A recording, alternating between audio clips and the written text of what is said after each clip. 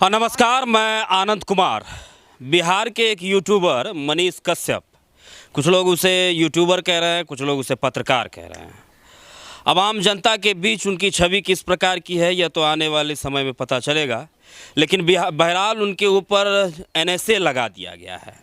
आपको मामले की पूरी जानकारी शायद नहीं है, अगर नहीं है तो मैं बता देता हूँ। तमिलनाडु और बिहार के बीच में जो मजदूरों को लेकर के वीडियो फैलाया जा रहा था, फर्जी वीडियो, उसी मामले में मनीष कश्यप की गिरफ्तारी हुई, जिसके बाद पहले बिहार में सुनवाई हुई और फिर तमिलनाडु में सुनवाई हुई।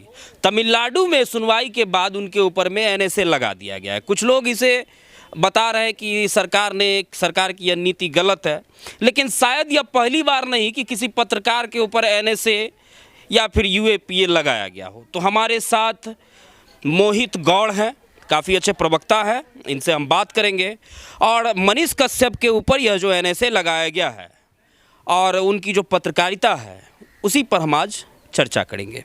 सबसे पहले बहुत बहुत स्वागत है आपका। देखिए, बहुत बहुत शुक्रिया भाई, एंड आपके सभी दर्शकों की तरफ से जय श्री राम जी। मनीष कश्यप के ऊपर एनएसए लगाया गया है, आपका क्या राय है?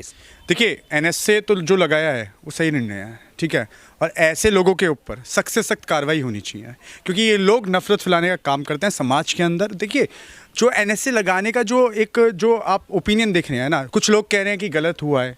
गलत क्या है इसके अंदर? अरे दो राज्यों के अंदर वो क्या लड़ाई करवाना चाहता है, लड़ाई करवाना चाहता है? बताइए आप हमें, है ना।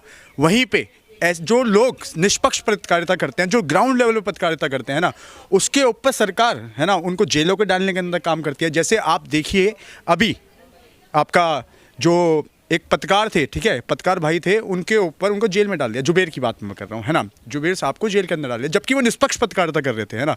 पर वहीं पे कुछ पाखंडी लोग जो एक सवाल मैं यहाँ से पर उठाना चाहूंगा, मोहम्मद जुबैर की शायद आप बात कर रहे हैं, जो ऑल्ट न्यूज चलाते हैं। फैक्ट चेक करें, गुड फैक्ट चेक करें जी, काफी अच्छे अगर वो फैक्ट दिखा रहे हैं। सवाल यह उठता है कि जब मोहम्मद जुबैर जैसे पत्रकार को जेल में डाल दिया जाता है, उनके लिए कोई मुहिम नहीं चलाई जाती है, लेकिन यहाँ पर मनीष कश्यप जैसे पत्रकार तो कहीं ना कहीं नहीं फर्जीवाड़ा फैलाएगा, अपने देश के अंदर सांप्रदायिकता फैलाना चाहता है, देश की एकता को, अखंडता को तोड़ना चाहता है।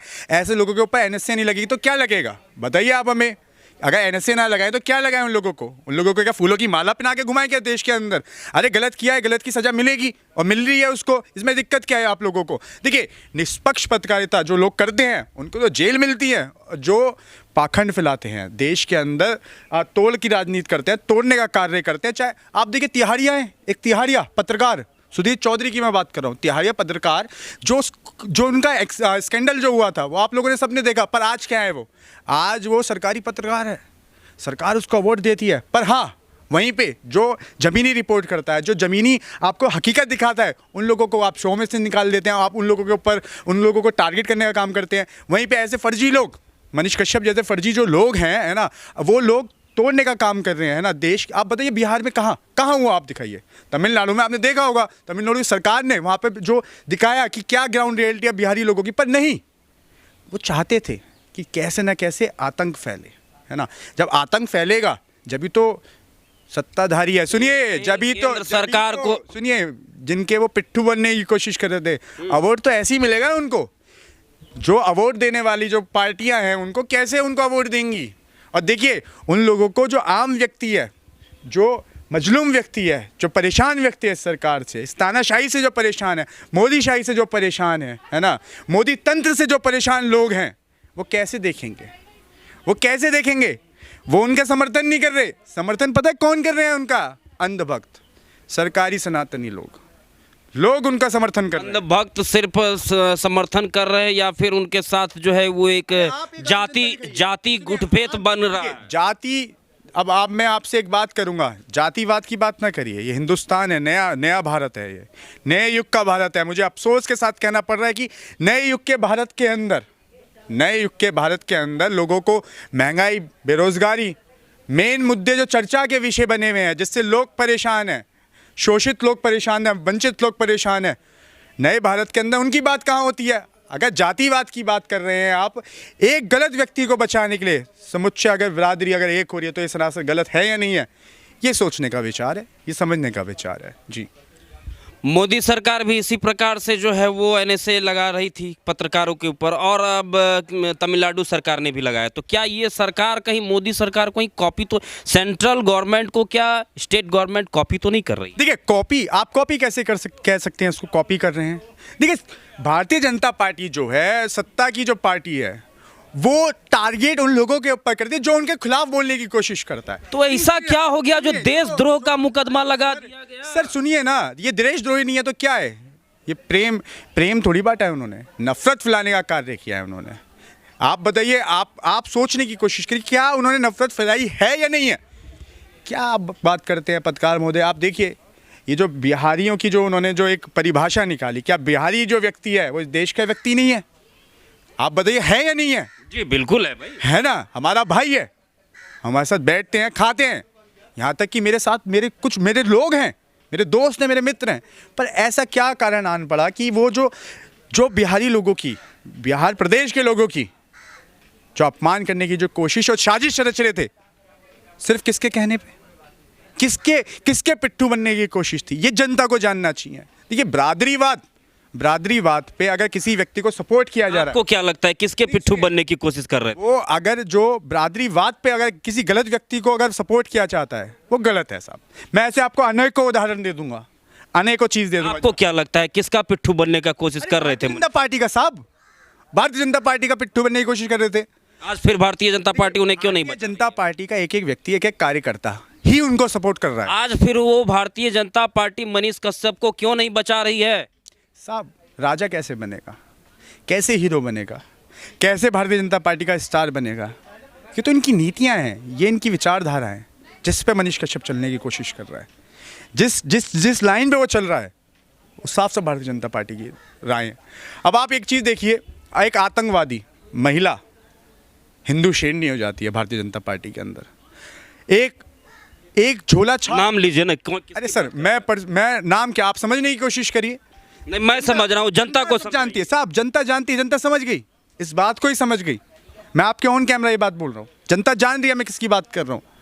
ऐसे अनेकों उदाहरण है मेरे पास देने के लिए, जो पहले देश के अंदर नफरत डालने की कोशिश करते हैं, देश के अंदर एकता है इस देश की, भारतवर्ष की जो एकता है, उसको तोड़ने की कोशिश करते हैं। उसमें मनीष कश्यप चला, तो क्या फलस्वरूप है उनको? ये आप उनकी सजा मत मानिए, ये पुरस्कार है उनके ऊपर, उनको एक पुरस्कार मिला है। और ऐसे दंडक व्यक्ति के ऊपर मैं तो मांग करता हूँ सख्त से सख्त कार्रवाई होनी चाहिए। एनएसए तो उसके लिए छोटी ही सजा है। देखिए, जो इस देश की एकता का नहीं, वो इस देश का नहीं। फर्जी राष्ट्रवाद, फर्जी राष्ट्रवादी लोग हैं ये लोग। मैं निसंकोच कहता हूँ, उसके ऊपर सख्त से सख्त कार्रवाई होनी चाहिए और तत्पश्चात होनी चाहिए। अरे आप कहते हो, आप धमकाते हो, तत्कालीन सरकार को आप धमका रहे हो, प्रदेश में जो राज कर रही है उस सरकार को आप धमकाने की कोशिश कर रहे हैं। आप उसको ये कहने की कोशिश कर रहे हैं कि 180 दिन के अंदर आपकी सरकार गिरा देंगे। क्या मुद्दा है आपका, क्या आइडियोलॉजी है आपकी? आइडियोलॉजी तो सीधी सीधी भारतीय जनता पार्टी की आइडियोलॉजी है उनकी। धमकाने का कार्य कर रहे हैं, लोगों को भड़काने का कार्य कर रहे हैं, लोगों को भयभीत करने का कार्य कर रहे हैं। नहीं, आम जनता क्या सरकार को कुछ बोल नहीं सकती है? देखिए, आम जनता नहीं है वो, जनता और ऐसे विनाशकारी लोगों के अंदर जमीन और आसमान का फर्क है। जिस समय मेरे हाथ में माइक है, उस समय तक मैं पत्रकार हूं। जब मैंने माइक छोड़ दिया तो मुझे देश में वोट देने का अधिकार है या नहीं है? साहब, पत्रकारिता की अगर आप बात करते हैं जी, तो मैं जानना चाहता हूं, मैं एक वीडियो आप मुझे लाके दिखाइए पत्रकार महोदय, अगर आप उसका समर्थन करने की कोशिश करें, आप एक मेरे को वीडियो लाके दिखाइए, एक एविडेंस दीजिए कि उसने गरीब जनता की आवाज़ उठाई हो, बोला हो तानाशाह सरकार के खिलाफ, बोला हो महंगाई के खिलाफ, बोला हो बेरोजगारी के खिलाफ, बोला हो जो युवाओं को अग्निवीर बना के छोड़ दिया, बोला हो किसान के खिलाफ, बोला हो किसानों के पक्ष के अंदर, बोला हो महिलाओं के पक्ष के अंदर, बोला हो अति पिछड़ों के पक्ष के अंदर। पर नहीं, वो बोला किसके पक्ष के अंदर? तोड़। देखिए, जनता तोड़ फोड़ की राजनीति से बहुत आगे जा चुकी है।